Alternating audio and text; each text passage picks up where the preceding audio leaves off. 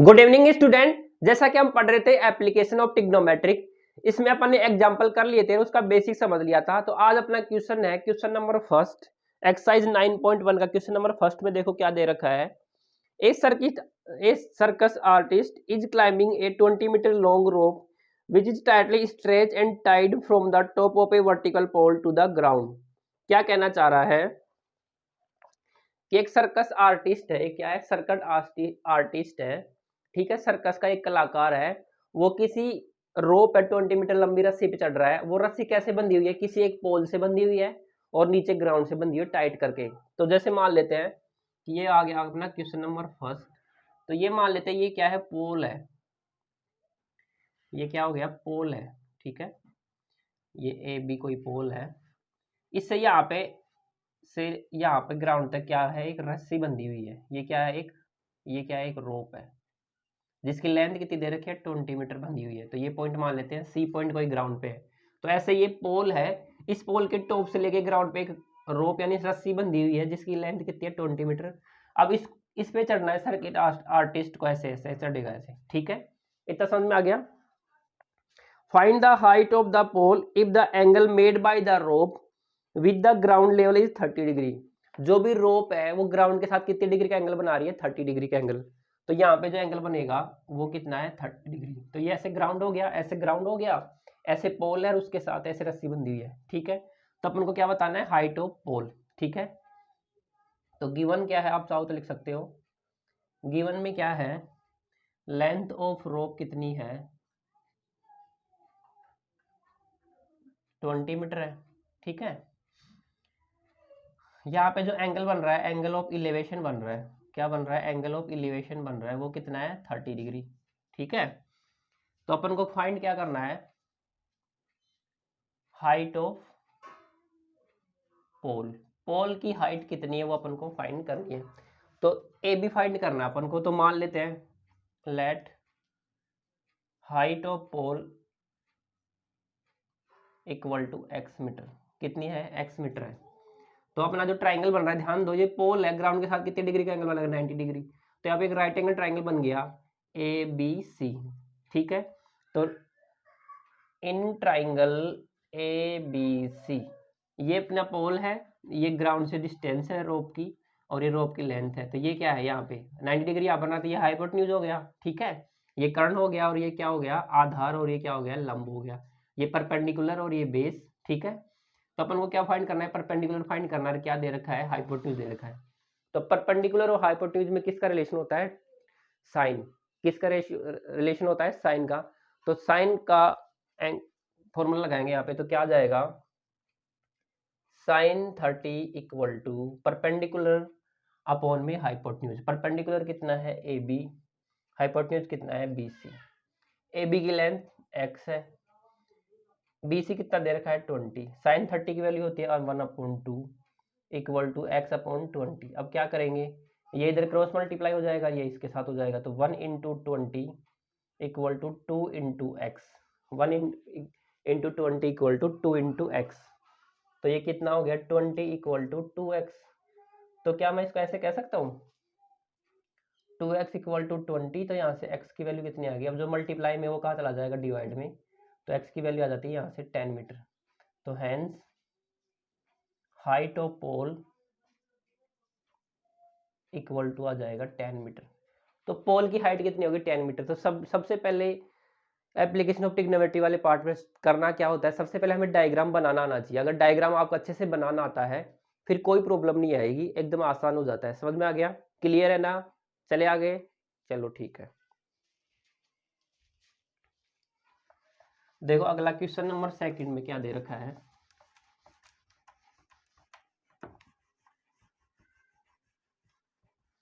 Question number second में क्या है, a tree bricks due to storm and the broken part bend so that top of the tree touches the ground making an angle of 30 degree with it. The distance between the foot of the tree to the point where the top touches the ground is 8 meter.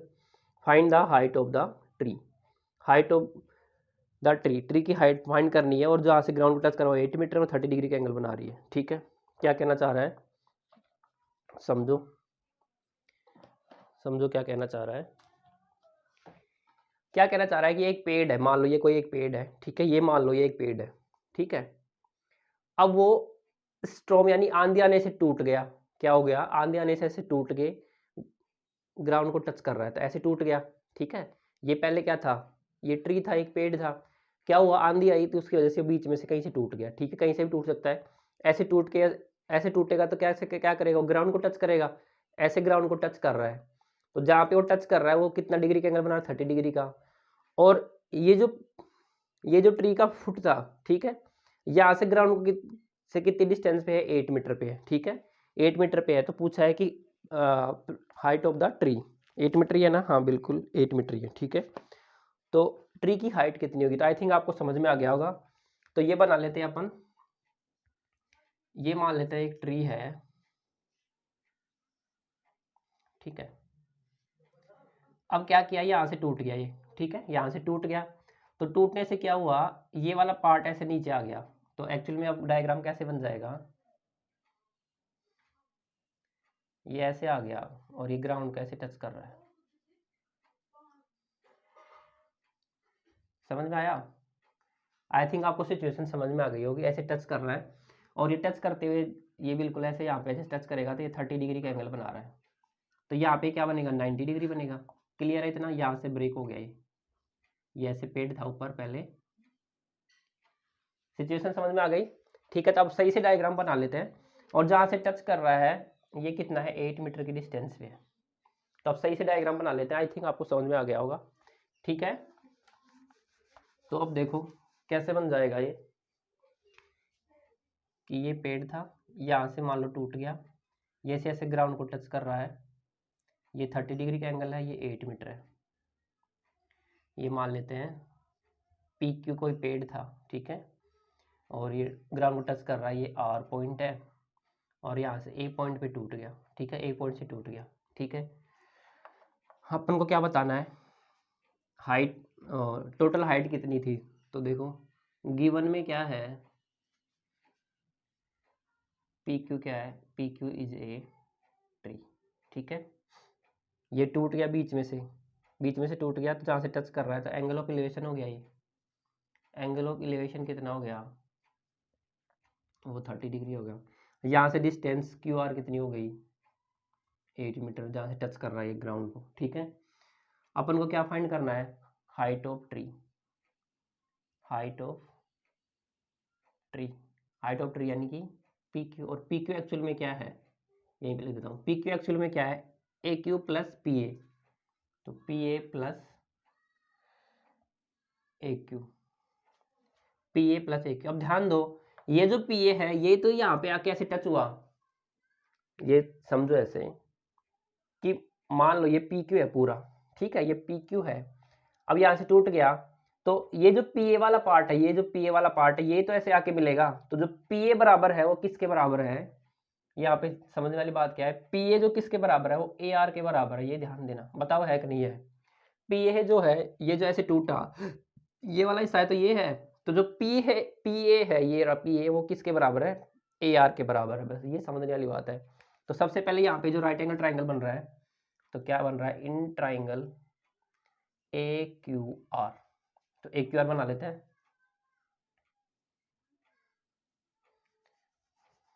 इधर बना लेते हैं, उधर calculation हो जाएगी, ठीक है। ये 90 डिग्री, ये ए क्यू आर, ये एंगल कितना है 30 डिग्री, ये कितना है 8 मीटर।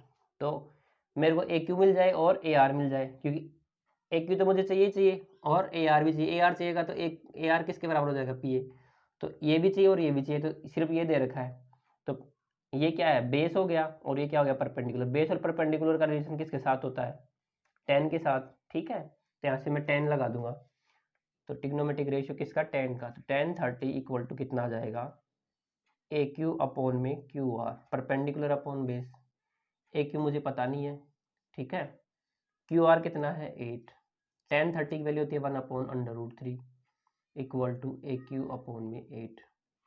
अब 8 इधर आ जाएगा, तो 8 में √3 इक्वल टू ए क्यू, तो एक्चुअल में ए क्यू कितना आ गया, 8/√3, बाद में कर लेंगे इसका रेशनलाइजेशन। अभी AQ कितना आ गया, 8/√3 मीटर। 8 इधर आ जाएगा तो 1 × 8 डिवाइड में √3, AQ बच जाएगा। ठीक है, क्लियर है।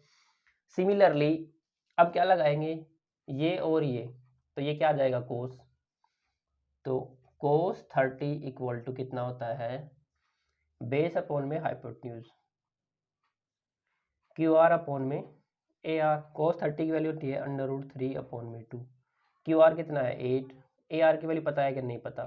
ठीक है, तो यहाँ से AR इधर आ जाएगा और ये इधर चला जाएगा, तो √3 इंटू में AR इक्वल टू 8 × 2। तो यहाँ से AR की वैल्यू क्या आ गई, √3 है वो डिवाइड में चला जाएगा, तो 8 × 2 16 अपॉन में √3 मीटर। ध्यान दो AR भी आ गया, क्या क्या मिल गया, AR भी मिल गया और AQ भी मिल गया। अब ये जो AR है, वो जो AR है क्या ये PA के बराबर है, यानी कि PA बराबर क्या है AR, ये कितना है 16 अपॉन में √3, 16 अपॉन में √3। अब जो लेंथ हाइट ऑफ ट्री है वो कितनी है, PQ मतलब PA plus AQ, PA plus AQ। ठीक है, तो PA प्लस AQ कितना आ जाएगा, यहाँ से मैं लिख देता हूँ लेंथ ऑफ ट्री, तो लेंथ ऑफ ट्री कितनी हो जाएगी, या हाइट ऑफ ट्री वो कितनी है PQ कितना है PA प्लस AQ। PA कितना आया, ये रहा 16 अपॉन में √3, AQ कितना आया 8 अपॉन में √3। √3 डिवाइड डिनोमिनेटर में सेम है, हर में सेम है, तो दो ऊपर वाला नंबर ऐड हो जाएगा, 16 + 8 अपॉन में √3 कितना आ गया 24 अपॉन में √3, इतना आ गया। अब क्या कर देंगे, रेशनलाइजेशन कर देंगे। क्या करने वाले हैं, रेशनलाइजेशन यानी परिमेयकरण करेंगे डिनोमिनेटर का, किसका, डिनोमिनेटर का, √3 से मल्टीप्लाई और डिवाइड। ठीक है, तो देखो ये कितना हो गया, √3 हो गया, 24 अपॉन में 3 इंटू में √3, ये 3 से कट जाएगा, 24 कितने टाइम्स, 8 टाइम्स, 8/√3 मीटर, ये आ गई। हेंस हाइट ऑफ ट्री कितनी आ जाएगी 8/√3 मीटर। समझ में आ गया, क्लियर है, चलो ठीक है, क्लियर है ना। सिंपली आपको क्वेश्चन समझ में आना चाहिए, उसके बाद हो जाएगा। क्लियर है, फिर भी अगर नहीं आए तो आप कमेंट कर दीजिएगा, फिर से एक्सप्लेन कर दूंगा। अब देखो अगला क्वेश्चन, क्वेश्चन नंबर 3 क्या दे रखा है, क्वेश्चन नंबर 3 में क्या है,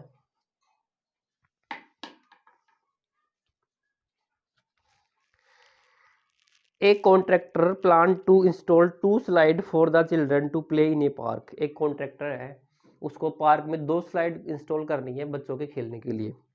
for the children below the age of 5 year, जो 5 साल से छोटे हैं उनके लिए क्या करता है, she prefer to have a slide whose top is at a height of 1.5 metre, जिसका टॉप कितनी हाइट पे है 1.5 मीटर पे। तो बना लेते हैं, 2 स्लाइड होगी। तो क्वेश्चन नंबर 3 है, तो ये इसका जो टॉप है वो कितनी डिस्टेंस पे 1.5 मीटर पे, और ये ऐसे स्लाइड लगेगी। ठीक है भाई, ऐसे स्लाइड लगी रहती है ना ग्राउंड वो पार्क में, तो इसका जो टॉप है वो 1.5 मीटर पे है, और ये मान लेते हैं PQ कोई स्लाइड है, और ये कितना हो गया R। His top is at a height of 1.5 metre and आगे क्या बोला है देखो, is incline at angle of 30 degree, कितने डिग्री का एंगल बना रहा है 30 डिग्री का एंगल बना रहा है। इतना समझ में आ गया, ठीक है। Whereas for elder children she want to have a steep slide at a height of 3 metre, ये तो क्या आ गया बिलो 5 ईयर, बिलो 5 ईयर, और ये आ जाएगा अबोव 5 ईयर। इसका जो टॉप है वो कितने मीटर पे है 3 मीटर पे है। ठीक है, जिसका एंगल ऑफ इंक्लिनेशन कितना है 60 डिग्री। तो अब एंगल कितना हो गया, कम हो गया, एंगल कितना हो गया 60 डिग्री। तो ये मान लेते हैं AB और ये C। To the ground what should be the length of slide in each case, दोनों केस में स्लाइड की लेंथ कितनी होनी चाहिए ये पूछ रहा है। समझ में आ गया, 2 स्लाइड इंस्टॉल किया उसने, एक स्लाइड तो बिलो 5 ईयर, 5 ईयर से जो छोटे बच्चे हैं उनके लिए, और एक स्लाइड कैसे कर रहा है 5 साल से बड़े बच्चों के लिए। 5 साल छोटे बच्चों के लिए जो उसकी जो हाइट है टॉप की वो 1.5 मीटर है ग्राउंड से, और कितने डिग्री का एंगल बना रही है 30 डिग्री का, और जो 5 साल से बड़े हैं वो कितना है टॉप 3 मीटर पे, और एंगल कितना है 60 डिग्री। ठीक है, तो अपन को क्या फाइंड करना है, ए सी और यहाँ पे पी आर। तो यहाँ पे देखो 90 डिग्री बनेगा ही बनेगा, ठीक है। तो इस वाले ट्राइंगल में, in triangle P Q R, ये गिवन है और मुझे ये फाइंड करना है, ये क्या है, परपेंडिकुलर, ये क्या है, हाइपोटेन्यूज। परपेंडिकुलर दे रखा है, हाइपोटेन्यूज फाइंड करना है। कौन सा ट्रिग्नोमेट्रिक रेशियो आएगा, साइन थीटा, ठीक है। तो क्या लगेगा, साइन 30 इक्वल टू परपेंडिकुलर यानी कि पी क्यू अपॉन में पी आर, 1/5 अपॉन में पी आर। साइन 30 की वैल्यू होती है 1/2, पी आर इधर आ जाएगा, 2 इधर चला जाएगा, P R equal to 2 into 1.5, 1.5 जब 2 से मल्टीप्लाई होगा तो ये हो जाएगा 3.0 मीटर, ठीक है। तो हैंस लेंथ ऑफ स्लाइड कितनी हो जाएगी, इक्वल टू 3 मीटर। ये कौन से वाले केस में हो गई, बिलो 5 ईयर, 5 ईयर से बिलो के लिए स्लाइड की लेंथ कितनी लेगा, वो 3 मीटर लेगा। इसी प्रकार इस वाले ट्राइंगल में देखो तो ये कितना आ जाएगा, इसमें भी ये है परपेंडिकुलर, ये हाइपोटेन्यूज, साइन लगेगा तो साइन 60 इक्वल टू आ जाएगा ए बी अपॉन में ए सी। साइन 60 की वैल्यू होती है √3 अपॉन में 2, ए बी की वैल्यू कितनी है 3 मीटर, ए सी कितना है अपन को फाइंड करना है। अब देखो ए सी इधर आ जाएगा, 2 इधर चला जाएगा, तो √3 इंटू में ए सी इक्वल टू 2 इंटू 3, ठीक है।